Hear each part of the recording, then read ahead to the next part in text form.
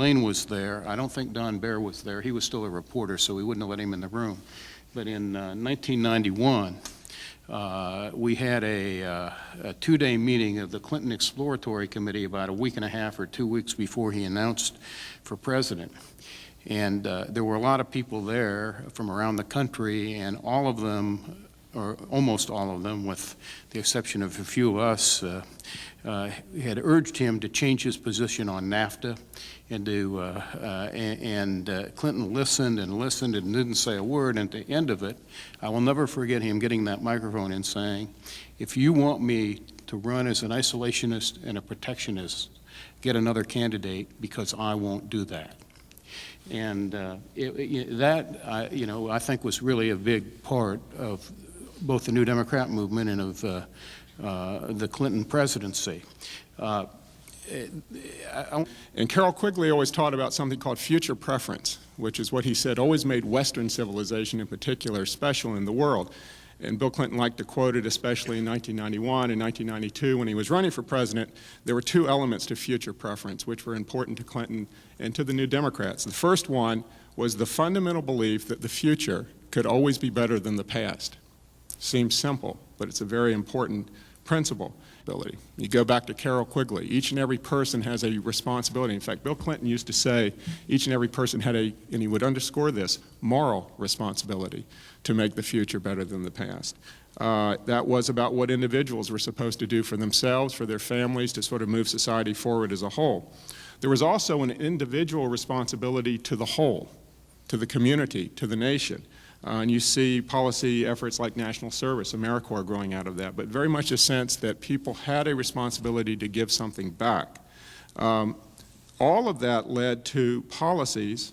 Some contradictions, but I just want to finish on this note. In the rearview mirror of history, he looks better and better.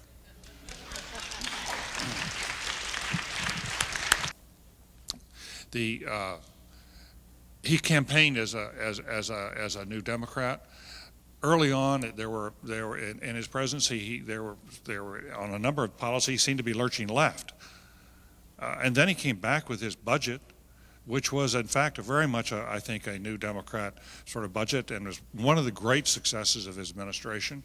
And to his eternal credit, he campaigned for NAFTA. He had the courage to stand up against the forces within his own party and to prevail on NAFTA, which I thought was one of the high points of his New Democratic tradition.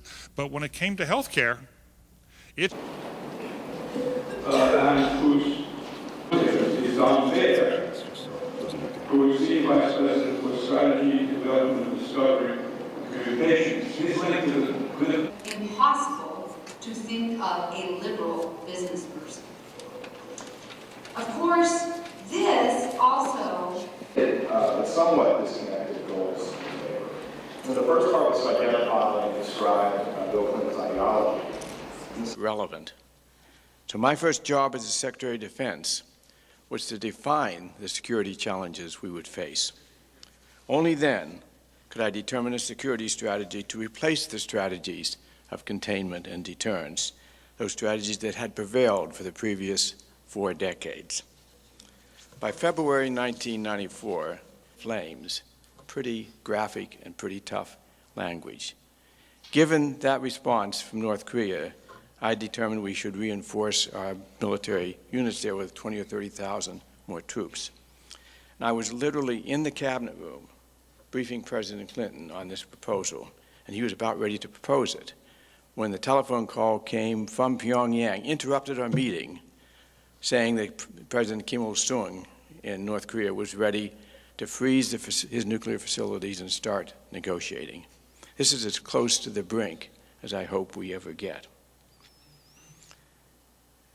Beyond that, and I think bosses, there is really very little we can do with high confidence to stop that from happening. We have been fortunate, we've been blessed that has not happened to any great extent yet in this country. There are 2 things we can do, though. First of all, it's been observed that consistent long-term terrorism does depend on being embedded in a supportive population. And in the United States today, the Muslim community is better integrated, feels more a part of our community than, for example, in most of the countries in Europe. And therefore, we are less, I think, vulnerable to that kind of terrorism because our Muslim community does feel like they have a stake in this, in our country, and are part of it. We should be very careful not to take the actions which alienate them and separate them from our society. The second point, the most well-known and honored attorney generals we've had, Janet Reno.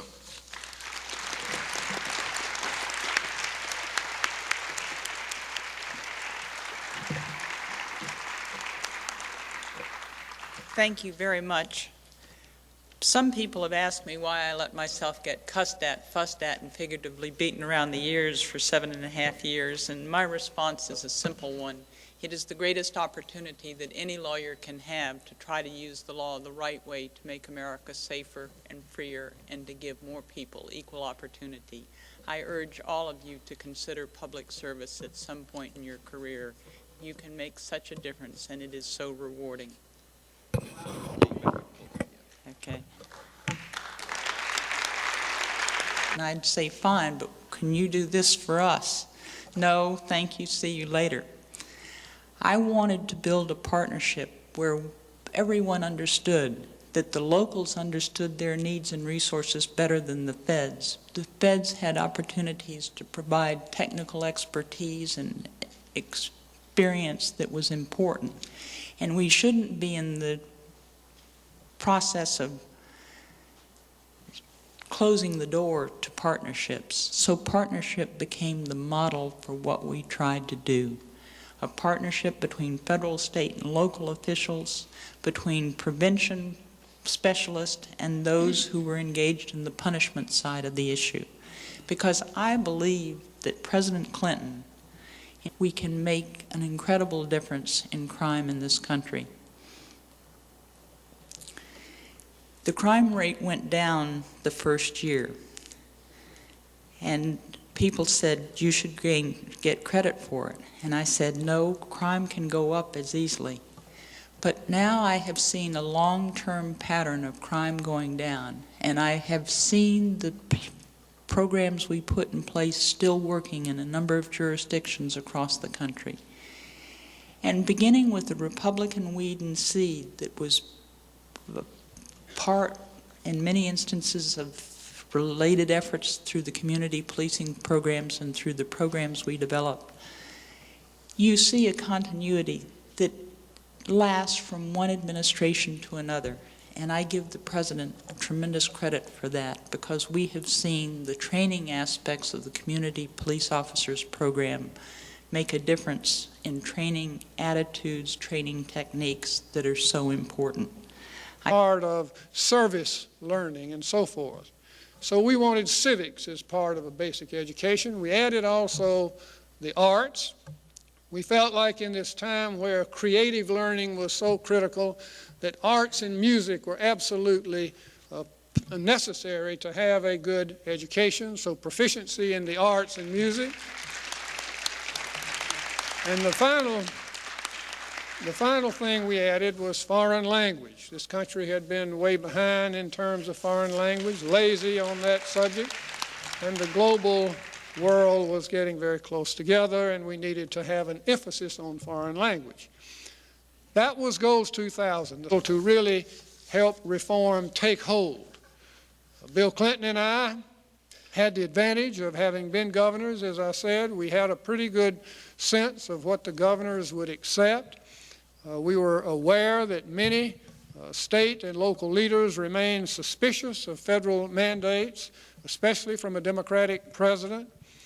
Our efforts to take a leadership role in education became even more difficult with the sea change that occurred in 1994 when Newt Gingrich led the Republicans to power in Congress. This resulted, of course, in a very intense and very public battle over the federal role in education. Newt Gingrich sought to shut down the federal government over the size. Came out of it again.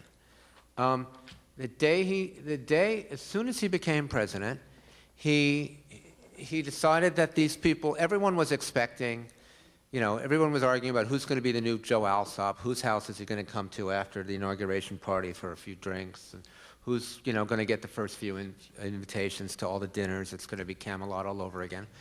Everybody expected that, and none of it happened. And he decided that they couldn't be trusted, that they were in fact an enemy, and he created the Washington Post executive editor had an issue which was later written about.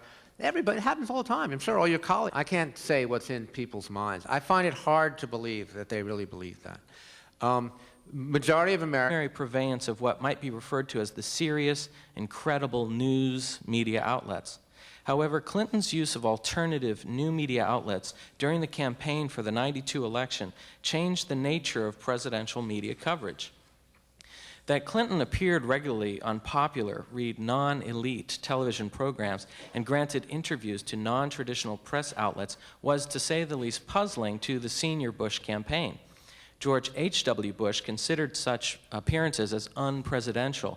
And yet, following these appearances, Clinton receives boosts in the polls and more media coverage than had any other presidential candidate previously. Was Clinton merely looking for exposure any way he could get it, or gratitude to their combined legacies? In the first few months of the Clinton presidency, we saw intense media coverage on a few select issues. For example, gays in the military, the Attorney General appointment. As a candidate, Clinton happily granted interviews to every media outlet around, but once in office, he seemed forced by those outlets to react to certain issues over others.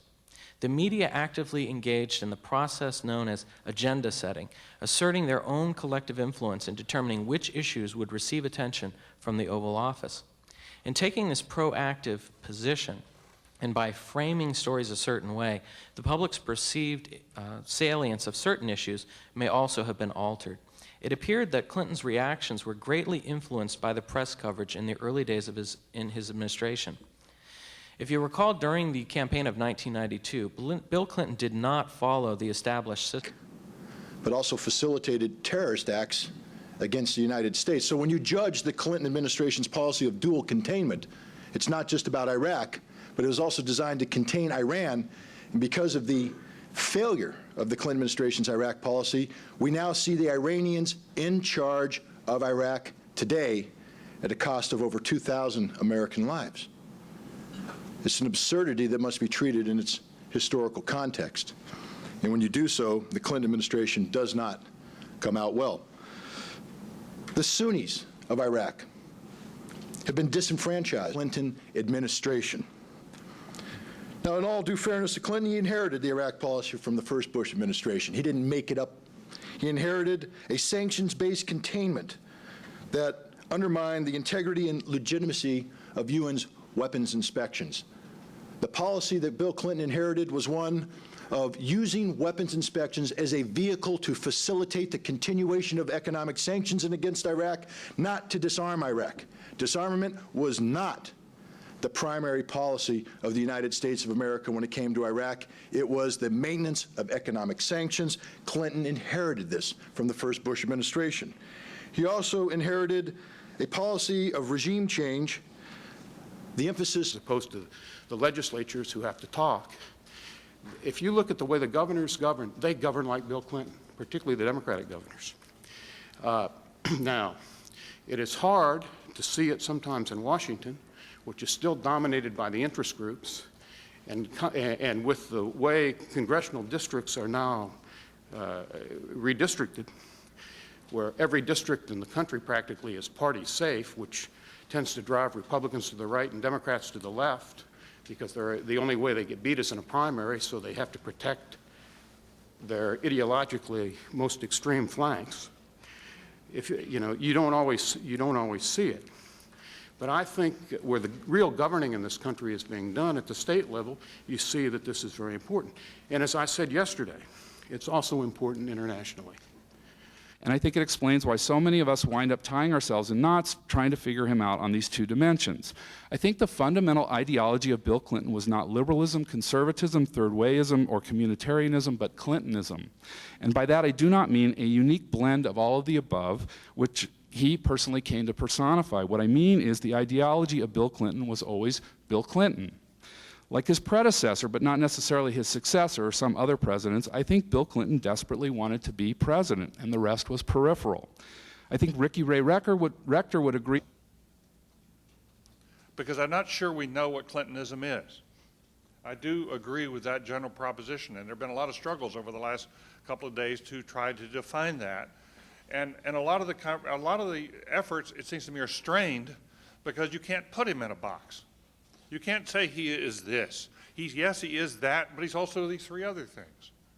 And yes, he's that over there, but he's also these things. And that's why it's hard to come to grips with Clintonism, and I don't think you see a call in the Democratic Party to return to Clintonism because they're not sure what it is. You know, Clinton.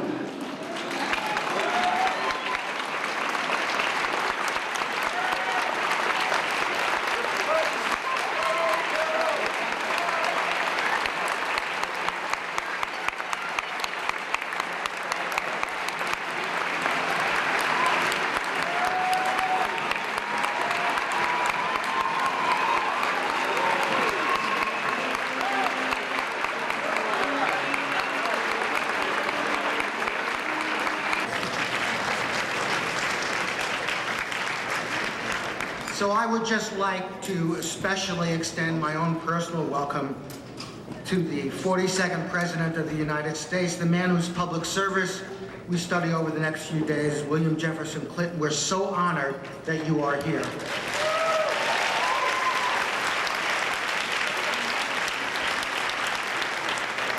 I also want to extend my own welcome to our eminent luncheon speaker, the former Secretary of the Treasury, the Honorable Robert E. Rubin, from whom you will hear in a minute.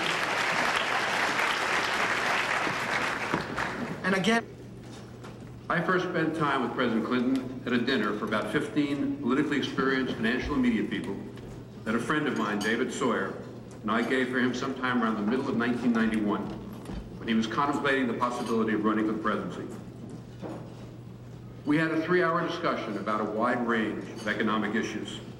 When he left, I said to another participant at the dinner that I had never been with a political figure who was as knowledgeable and thoughtful about economic issues or who engaged in such a vigorous and open give and take with those around the table with him. I also said that President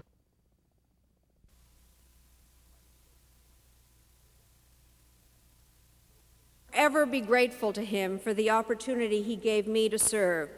As a citizen, I will never cease to admire him for the dedication and commitment he brought to his job. Please join me in welcoming the 42nd President of the United States, William Jefferson Clinton.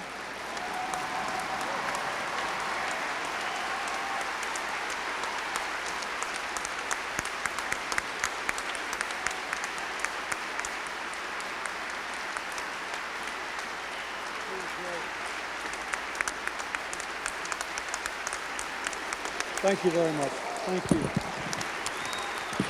Thank you.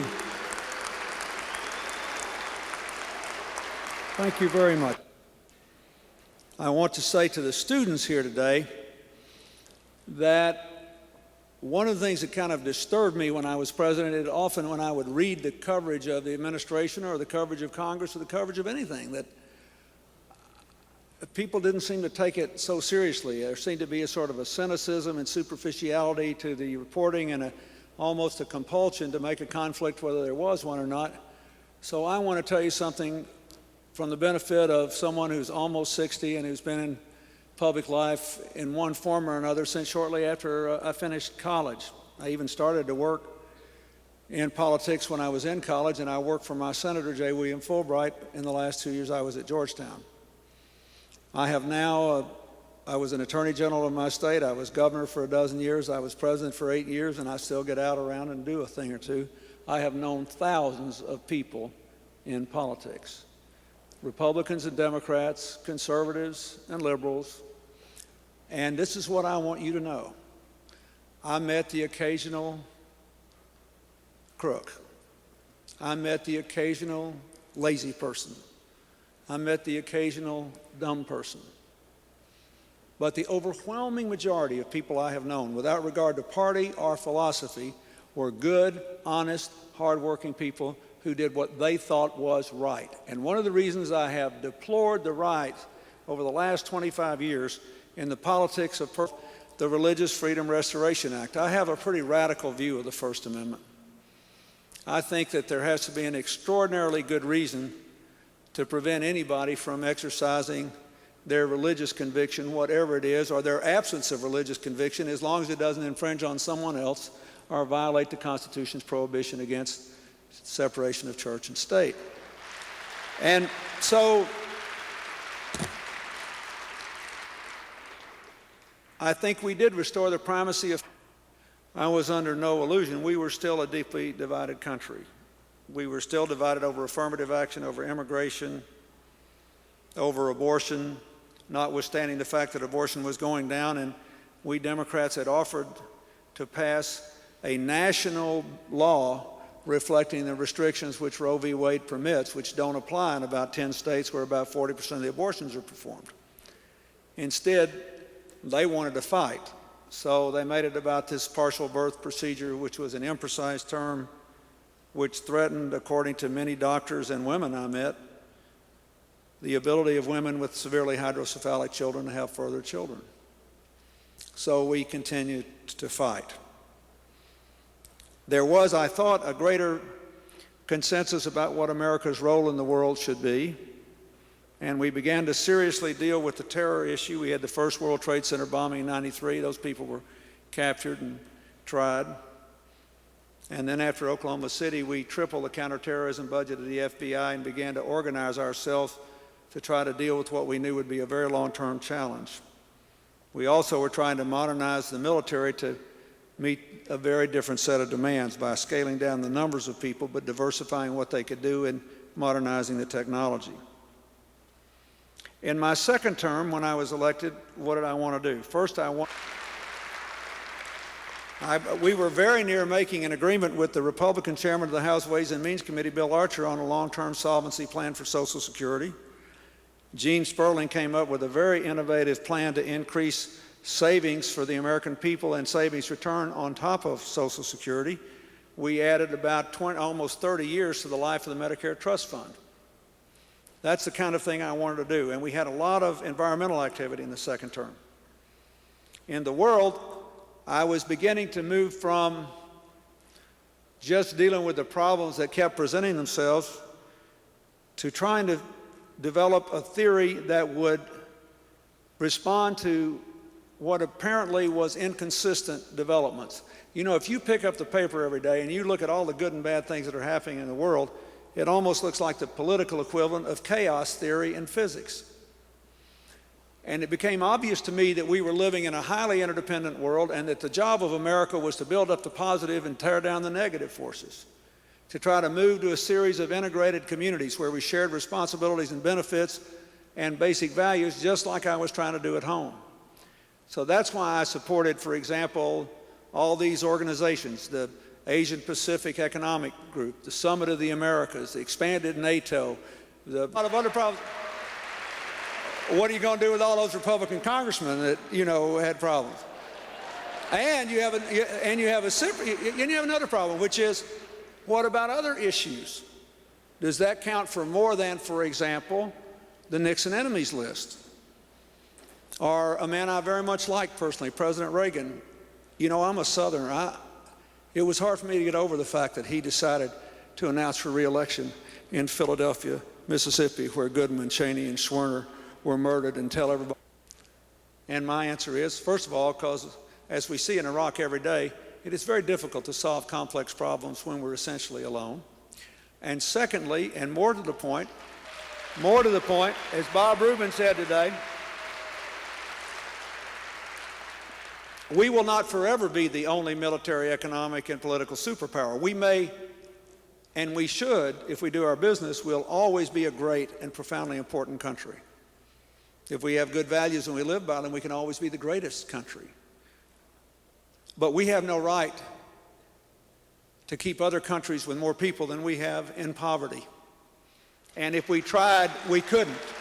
So Soon as China and India have as much money as we have, whether we're the only military superpower is up to them, not us.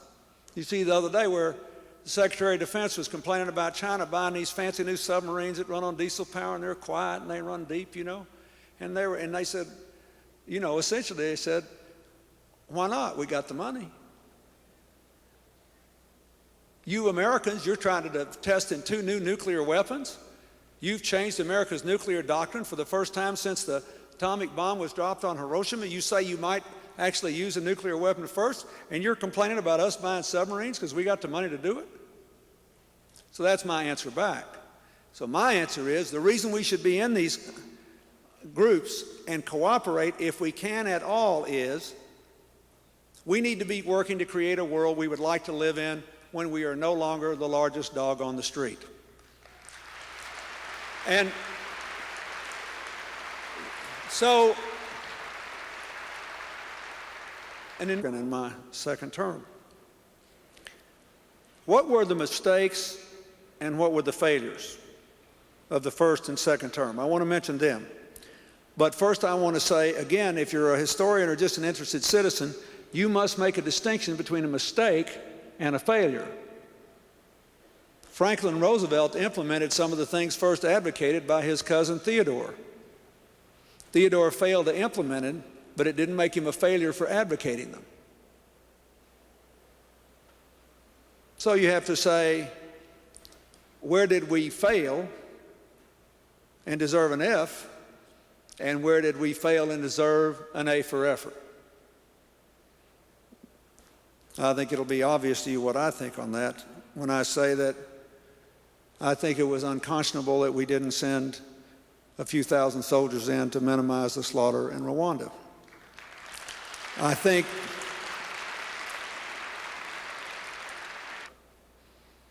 I ratified, and Al Gore and I worked very hard with Stu Eisenstadt on the Kyoto Climate Change Agreement, and almost everybody in the Senate voted against it. So I didn't get it ratified, but I'm glad I tried. And it looks like a lot smarter position today than it did back then, doesn't it? The truth is, the conventional wisdom back then was we couldn't meet the Kyoto protocols targets. And the fact is, if we'd gotten serious, we could have done a lot better than that. And I won't get off on my energy riff today, but I've been singing this song for 29 years, and it's the first time people aren't laughing anymore. We better do something on this, or we are compromising our children and our grandchildren's future. I will always be glad I tried on climate change, even though I did not succeed. The other thing I didn't do was get a consensus on trade. I think you can say you think I was not a great president, never mind impeachment.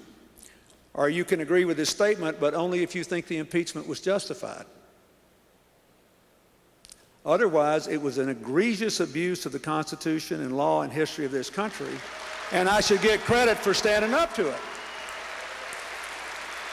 Because the statement that I or anybody else, Andrew Johnson's impeachment was not justified. But the statement that any president should be judged based on a fact, whether or not that represents good or bad policy, good or bad action, I believe is flat wrong. That was the gamble Gingrich took.